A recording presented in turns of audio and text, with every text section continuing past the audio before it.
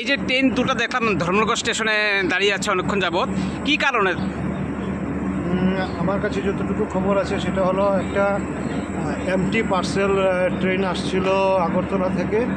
ওইটা আসার সময় বিটুইন পেচারতল পানিসাগর ইঞ্জিনে কিছুটা প্রবলেম দেখা দেয়। ইঞ্জিনে প্রবলেম দেখা দেওয়াতে ইঞ্জিনটা ওই সেকশনেই দাঁড়িয়ে পড়ে। তারপর আমাদের অ্যাক্সিডেন্ট রিলিফ ট্রেন স্পটে যায় এবং স্পটে গিয়ে ওইখানে এখন পর্যন্ত কাজ চলছে। টাইমটা বলতে পারছি না, তবে অনির্দিষ্টকালের জন্য মানে ওরা কাজ শেষ না করা পর্যন্ত এখান থেকে কোনো গাড়ি ছাড়া হবে না বা ওই দিক থেকেও আসবে না। রেল কর্তৃপক্ষ চেষ্টা করছে, দ্রুত গতিতে কাজ করছে, চেষ্টা করছে যাতে খুব তাড়াতাড়ির মধ্যে কাজটা সম্পন্ন করা যায় এবং ট্রেনগুলি চলাচল স্বাভাবিক করা যায়, যাতে যাত্রীদের অসুবিধা না হয়। তবে আমি ব্যক্তিগতভাবে রেল তরফ থেকে বলছি, যাত্রীদের এখন যা অসুবিধা হচ্ছে তার জন্য আমরা ভীষণভাবে দুঃখিত। দাদা, ট্রেনটা এখানে আটকায় রয়েছে গেলে এখানে সামনে একটা ট্রেন ইঞ্জিন চাকা নাকি ডিস্ট্র্যাক্ট হয়েছে আর কি, বলতে পারতেছি না, অনেকক্ষণ হয়েছে দাঁড়িয়ে। কোন স্টেশনে এটা এখন দাঁড়িয়ে?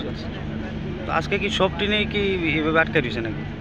ও হামসাপুর আওয়ার কথা, তারপরে করিমগঞ্জের একটা আছে ডেমোস্ট্রি, এটাও আটকায় নিয়ে গেছে। কই যাবেন আপনি? আমি সিদ্ধান্ত কতক্ষণ ধরে মানে এখানে তো 1 ঘন্টার উপরে গেছে, 1 ঘন্টার বেশি। কয়টার সময় ছাড়ছে আগরতলা থেকে? 6টা আর কয়টা নাগাদ পৌঁছার কথা? 11টা 15।